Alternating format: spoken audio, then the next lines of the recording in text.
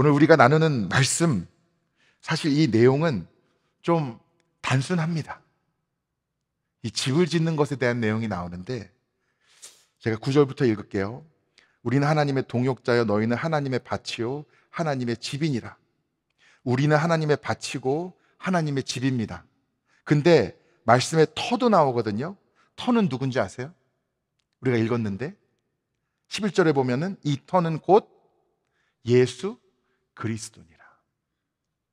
그러니까 바울이 지금 이 말씀 속에서 무슨 얘기를 하냐면 다시 10절을 보면은 터는 예수 그리스도인데 그 터 위에 어떻게 집을 세울지를 10절 말미에 보면은 조심할지니라 이렇게 기록이 되어 있어요. 자, 이것을 간단하게 정리하면 이렇습니다. 바울이 고린도 교회에 세워지는 과정 가운데 이 사람들에게 전한 것이 복음인데 그 복음이 누구라고요? 예수 그리스도. 그러니까 여러분, 예수 그리스도를 구주로 고백하십니까? 그 은혜를 누리고 계시죠? 그럼 여러분은 구원을 받으신 겁니다. 맞아요? 예. 여러분 구원 받으셨어요. 근데 그 구원은 여러분이 잘해서 받은 게 아니에요. 내 능력으로 받은 것도 아니고 내 노력으로 받은 것도 아닙니다. 구원은 하나님의 은혜로 받은 겁니다. 우리 구원의 값은 십자가의 예수 그리스도께서 그 피값과 죽음으로 치러주셨고 우리는 은혜로 선물로 영원한 생명을 받은 사람들입니다. 그러니까 우리가 구원을 위해서 노력을 해야 되는 게 아니라 우리는 믿고 그 선물을 받기만 하면 우린 구원받은 사람들이에요. 그러므로 이 부분은 여러분 앞으로도 고민하셔도 안 되고 헷갈려 하셔도 안 되고 의심하셔도 안 됩니다. 구원에 대한 확신이 우리 가운데 분명히 있어야 되는 것이죠. 그래서 오늘 말씀 가운데 이게 구원을 받느냐 안 받느냐의 문제가 아니라는 걸 여러분이 먼저 명확하게 이해를 하셔야 돼요. 그런데 무슨 이야기가 나오냐면 이 터는 곧 예수 그리스도인데 그 위에 집을 잘 지어야 된다는 거예요. 어떤 사람들은 금, 은, 보석으로 짓고 12절에 보면 어떤 사람들은 나무나 풀이나 짚으로 그 위에 집을 짓는다는 거죠. 그럼 이게 왜 중요하냐?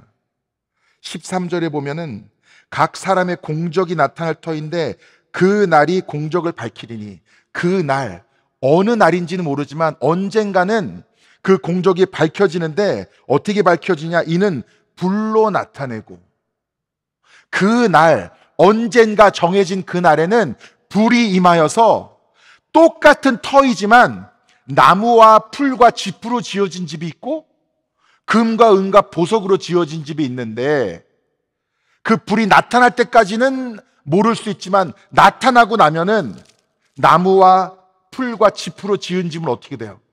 다 타서 없어지고 금과 은과 보석으로 지은 집만 남아 있을 것이라는 거죠.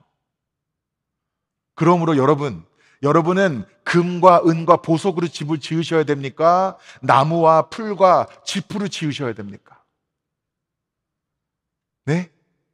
금과 은과 보석으로. 아멘? 자, 그러면 다 됐죠, 오늘 말씀? 다 이해하셨죠? 우리가 이 말씀의 의미는 사실 분명합니다. 우리가 구원을 받은 것은 분명한데 구원이 똑같은 구원이 아니고 부끄러운 구원도 있다는 거예요. 15절에 누구든지 그 공적이 불타면 해를 받으리니 그러나 자신은 구원을 받되 구원은 받는데 불 가운데서 받은 것 같으리라. 구원도 똑같은 구원이 아니라는 거예요. 구원을 받는가 안 받는가 이거는 우리가 고민하거나 의심하면 안 되는데 우리가 흔히 여러분 들어보신 표현일 거예요. 부끄러운 구원도 있다는 거예요. 간신히 받은 구원이 있고 그러니까 어떤 겁니까? 내가 구원 받아가지고 이 천국의 티켓을 받은 거예요. 그래서 딱 안주머니에 넣어놓고 아 이제는 그냥 내 마음대로 적당히 편하게 살다가 천국 갈 때 되면 딱 그러고 가긴 갔어요. 근데 이 세상의 삶이 나무와 집과 풀로 지은 주님의 불이 임했을 때 주님의 불이 뭡니까? 하나님의 임재가 불인 거예요. 성경에 항상 불은 하나님의 임재를 상징합니다. 구름 기둥과 불 기둥으로 인도하시고 떨기나무 가운데 불로 나타나시고, 또 성령이 임할 때도 이 불의 혀라고 표현하잖아요. 불은 하나님의 임재를 나타냅니다. 근데 이 불은요, 파괴하는 불이 아니에요. 파괴하는 불이 아니라 드러내는 불이에요. 그러니까 그 가운데 우리가 똑같이 믿고 구원이라는 은혜를 누리고 이 세상을 살았어도 똑같은 삶이 하나님 앞에서는 아니라는 거예요.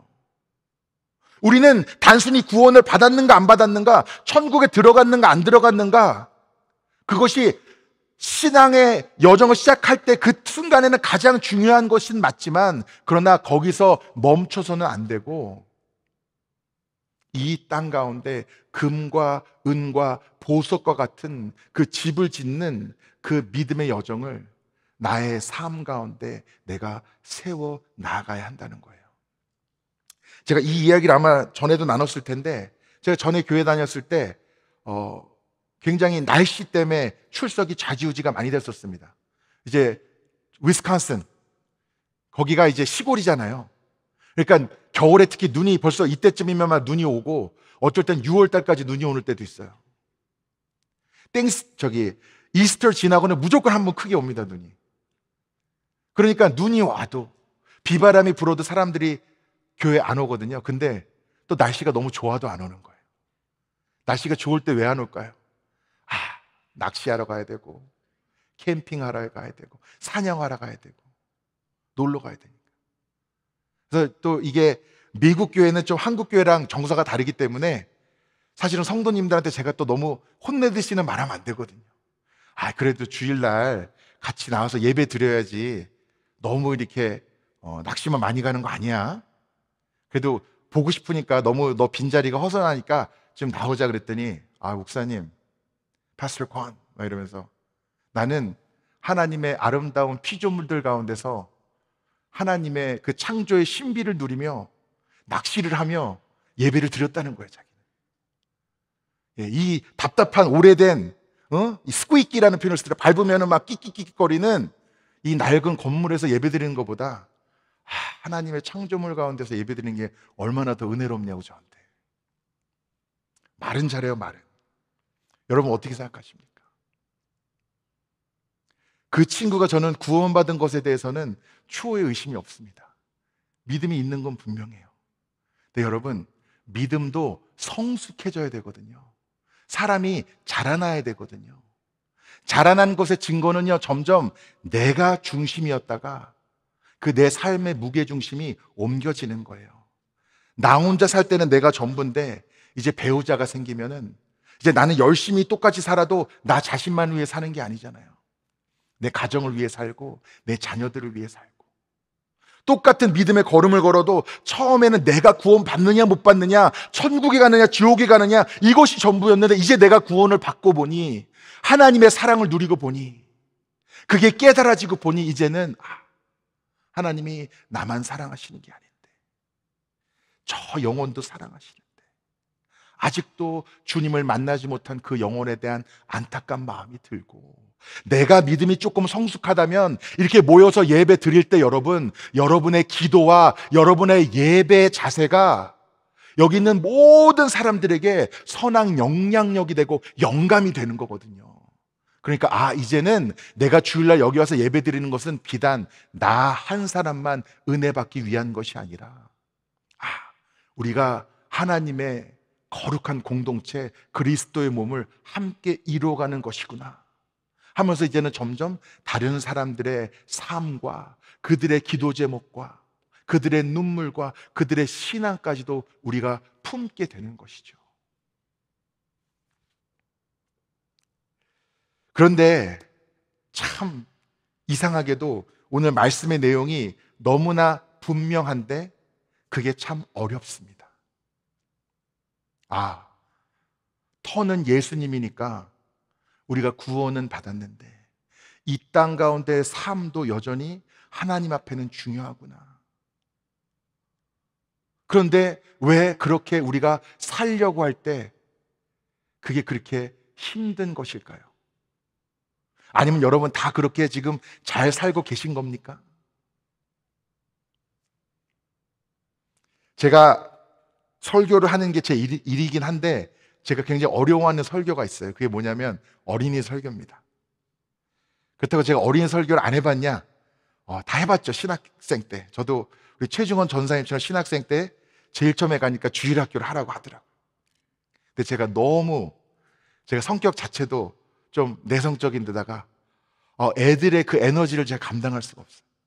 앞에 서서 제가 아무리 뭐라 그러고 뭐 무섭게 이놈 뭐 해도 애들은 정말 1초뿐이지 도저히 저를 쳐다보지도 않아요. 그래서 처음에 그렇게 아주 식은 땀과 눈물을 흘린 후에 그 다음 주부터는 제가 여러 가지 고심 끝에 주머니에 이렇게 사탕을 가져가지고 아무리 뭐라 그래도 대꾸를 안 해요. 그래서 애들이 알만한 거 오늘 무슨 요일인지 아는 사람 뭐 이랬더니 뭐 오늘 일요일이요 주일이요 맞았어. 그럼 막 사탕 던져주고 혹시 나 누군지 아는 사람 아저씨요. 그래 아저씨는 아저씨지. 목사님이 전도사님이 맞았어. 형이요 맞아 다 그냥 무조건 대답하면 주는 거예요. 그러다가 한 가지 두 가지 대답할 때마다 주니까 어떻게 아들이 집중하고 어떻게 설교를 넘겼어요. 그 다음에 가니까 사탕을 주기 전부터 아이들은 저만 쳐다보고 있어요. 더 정확히 말하자면 제 주머니와 제 손을 쳐다보고 있죠. 자, 왜 그런가? 아이들은요 즉각적인 상과 벌에 아이들이 반응을 잘합니다. 제가 어릴 때 초등학교를 미국에서 다니다가 한국으로 돌아갔는데 미국에선 그런 게 없었는데 한국에 가니까 많이 때리더라고요, 선생님들이. 제가 정말 많이 맞은 게 뭐냐면 받아쓰기 해가지고 10개에서 틀린 개수대로 손뼉을 때리는데 제가 항상 제일 많이 틀리는 거예요. 어떻게 해요? 미국에 살다 갔는데 맞춤법이 너무 어렵잖아요. 근데 여러분 맞으니까 공부가 돼요. 효과가 있어요. 그러니까 어린애들을 비춰볼 때 즉각적으로 내가 잘했을 때 칭찬해주고 상을 주면 애들이 동기부여가 되고 잘못했을 때 즉각적으로 혼나면 또 동기부여가 되고 그런데 왜 하나님의 말씀대로 그리스도라는 터 위에 금과 은과 보석으로 지은 집을 지으며 살아가는 게 어렵냐? 우리가 하루하루 신실하게 살든 아니면 그렇지 못하게 살든 간에 하나님이 즉각적으로 항상 벌을 주시는 것도 아니고 상을 주시는 것도 아니기 때문에 그러니까 사실은 어려운 거예요. 여러분 다이어트 해보셨나요? 저도 참 많이 해봤는데요. 눈앞에 맛있는 케이크 있으면 먹어야 돼요, 말아야 돼요? 다이어트는 언제부터 하는 겁니까? 내일부터. 오늘은 시작 먹고. 맛있게 먹으면 0칼로리. 그래, 내일부터 하면 되지 뭐. 운동도 언제부터? 내일부터. 여러분, 회원권 끊어놓고 돈만 계속 갖다 바치는 분들도 있으실지 몰라요. 그렇죠? 제가 사실은 몇 달 전부터 운동을 열심히 하고 있습니다. 잘 티는 안 나죠? 제가 뭐 이렇게 벗어 보여드릴 수도 없고, 그렇죠? 사실은요, 제가 몇 달 운동을 했는데 솔직히 거울에 봐도 막 크게 변화는 없어요.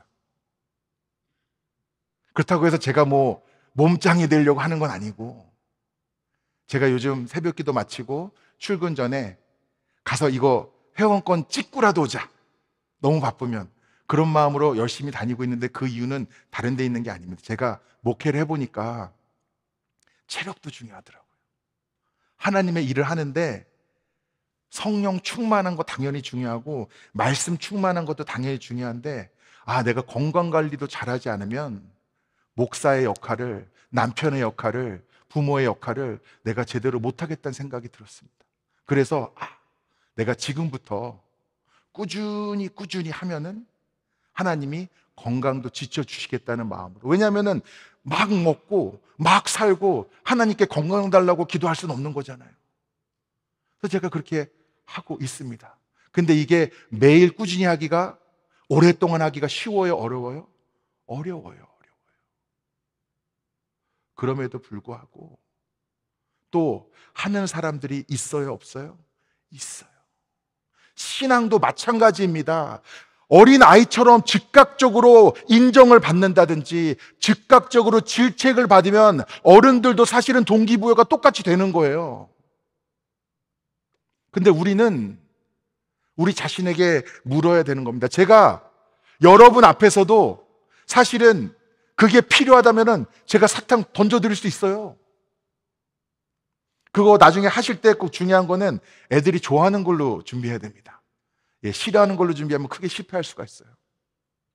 근데 제가 여러분에게 굳이 대답하실 때마다, 저랑 눈 마주칠 때마다, 끄떡이실 때마다 사탕을 던져주지 않는 이유가 무엇입니까? 여러분은 이제 성숙하셔서 그렇게 안 해도 여러분 스스로 갈급함이 있으시니까 오히려 제가 준비한 말씀이 좀 부족함이 있고 현찮음이 있어도 여러분의 믿음으로 그 어디에선가 무엇인가 찾아서 여러분이 여러분의 영적인 갈급함을 채우실 정도의 수준이 되셨기 때문이에요.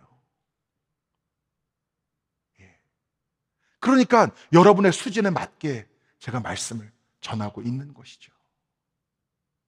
그러니까 여러분이 스스로 지금 내 신앙의 삶을 되돌아볼 때 내가 구원받은 것은 분명하지만 내가 지금 나무로 타서 없어질 집을 짓고 있는지, 겉으로는 그럴듯하지만 하나님의 불이 임할 때 다 드러날 재와 먼지로 사라질 것을 짓고 사는지, 아니면 불이 드러나면 드러날수록 더울 빛날 보석과 같은 집을 짓고 있는지는 내 스스로 물어봐야 하는 것이죠. 나 자신에게.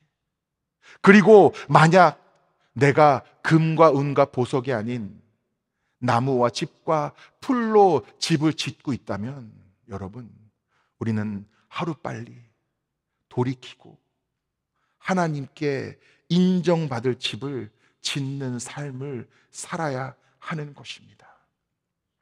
우리가 말씀을, 고린도전서를 보면 잘 아시겠지만 애초에 이 글이 쓰여진 이유가 고린도 교회에 갈등이 있었는데 어떤 파 있었죠? 아볼로파, 게바, 바울, 예수.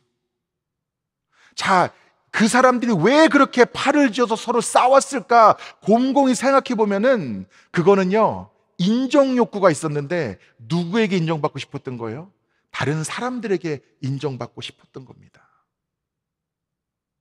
여러분, 여러분도 인정받는 삶을 살기를 축복합니다. 아멘? 근데 사람에게 인정받는 게 아니라 누구에게 인정받아야 돼요? 하나님에게 인정받아야 돼요. 하나님에게. 사람들이 서로 사실 인정해주고 칭찬해주는 건 좋은 것 같아요. 제가 목회하면서 참 못한 것 중 하나가 제가 표현을 잘 못해요. 제 마음을. 제가 사실 여러분을 굉장히 좋아합니다. 제가 여러분 사랑합니다. 근데 제가 표현을 잘 못해요. 지금 말하면서 얼마나 쑥스러운지 몰라요. 근데 이제 제가 집에서 아내랑 사실 성도님들 얘기 많이 하거든요. 우리 권사님, 우리 집사님, 빨리 나으셔야 될 텐데, 오늘 보니까 얼굴이 뭔가 어두우시던데 무슨 일 있으신가? 오늘 찬양팀이 찬양 너무 잘했는데 진짜 좋지 않았어? 막 그러면서 제가 아내랑 집에서 막 얘기해요. 그럼 아내가 제발 좀 사람들한테 얘기를 하래요. 그 얘기를. 그 사람들한테 하래요. 사람들한테. 그래서 많이 노력하고 낮은 게 이 정도예요. 그래서 제가 다 표현하지 않아도 여러분, 제 마음을, 제 진심을 여러분이 아시기를 축복합니다.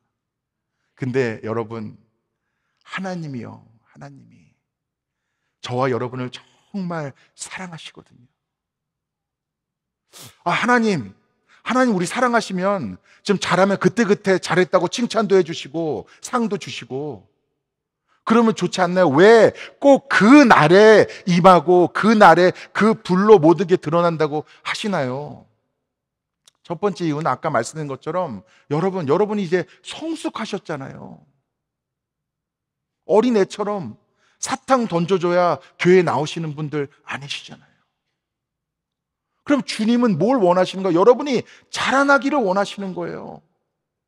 여러분 중에는 자녀가 저 정도 연배가 되는 분들도 있으시잖아요. 제가 많이 듣거든요. 목사님, 우리 아들이 목사님보다 2살 많아요. 뭐 이래요. 성도님들이. 그러니까 이제 아들처럼 친근하다, 아들처럼 좋다, 그런 뜻이시겠죠. 그렇죠? 그러니까 여러분이 저 정도 나이 한 50대엔 그런 아들이 있는데 사탕 안 주면 교회 안 나오면 여러분 마음이 어떠시겠냐고요.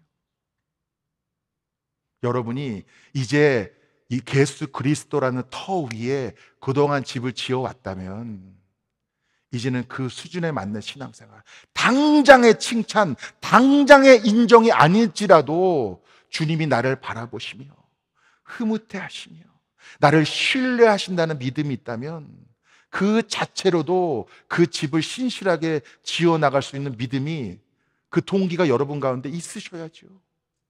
여러분 그런 믿음이 있으십니까? 아멘. 뿐만 아니라 여러분, 아까 말씀드린 것처럼 우리가 자꾸 사람에게 인정받으려고 하고, 사람에게 인정받으면 좋고 안 받으면 나쁘고, 그런 일들이 있는 거, 제가 아까 말씀드린 것처럼 제가 지금 많이 좋아져 가지고 제가 많이 웃으려고도 노력하고 표현하려고 노력하는데, 그냥 원래는 제가 표정이 무표정이면 그렇게 무섭대요. 차갑고. 근데 제가 마음은 그게 아닌데, 그래서 저도 노력은 하지만, 그래서 어떤 성도님들 중에는 목사님 너무 차가워가지고 너무 사랑이 없어서 딴 교회 갈래요, 막 그런 분들도 있었어요. 그러니까 저는 또 제 속이 아니죠. 내 마음은 그게 아닌데, 아유 내가 이렇게 태어나가지고 그냥 성격이 이래서 어떡하나. 그러니까 저도 노력해야, 저 같은 사람들은 노력을 해야죠. 그렇죠? 여러분 사랑합니다. 노력을 해야죠. 그런데 여러분, 그렇지만 여러분의 신앙은요, 자꾸 사람의 인정에 매이시면 안 되고, 여러분의 신앙이 깊어지면 깊어질수록 누구를 바라봐야 된다고요? 하나님을, 예수 그리스도를. 그래, 사람들이 다 몰라주면 어때요? 지금 나무와 집과 풀로 집 짓는 사람이 더 그럴 때 보이면 어때요? 그 날에는 모든 것이 드러날 건데, 우리는 그것만 바라보며 믿음과 소망으로 살아가면 되는 거잖아요. 여러분, 그렇게 살아가시기를 축복합니다.